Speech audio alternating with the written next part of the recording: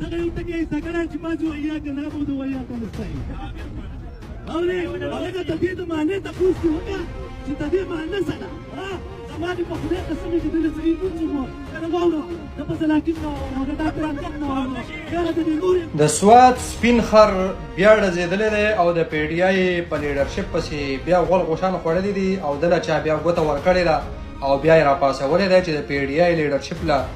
مونځ نه ورځي او دوی د ایاک نعبد و ایاک نستعین او د دې ترجمه نو ولې دا مسلمان تی تا د نور مسلمانان نه ښکارېږي د نه سړي زویه د سوات سپین خره ستا نه به اوس زه شین خر جوړم او ښه دې ډبم د نه سړي زویه راشه زه درته د الف لام میم نه واخله د والناس پورې قرآن په یاد اورم او ترجمه به یې درته کوم او د ایاک نعبد او د ایاک نستعین او د الحمد نه واخله د قل خو پورې چې کوم ځای وایي زه درته ترجمه کوم تا د یوازې مسلمان ځان ښکارېږي د نه سړي زویه تا له چې څوک ګوته راکوي څوک دې راپاسوي ته خو په لایف کې ناست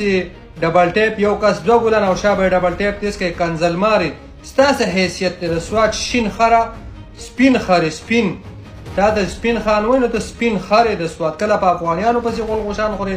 کله په پی ډي آی پسې کله په یو پسې کله په بل پسې ته خو خپله کونسلر نشې جوړېدی ستاسې حیثیت دی راشه زه به درته قرآن د الف لام میم نه واخله د والناس پورې واورم ته د ترجمه او د هر څه سره ده تا د صرف ځان مسلمان ښکارېږي د نه سړي زویه د لا بې غیرته د شین خرې شین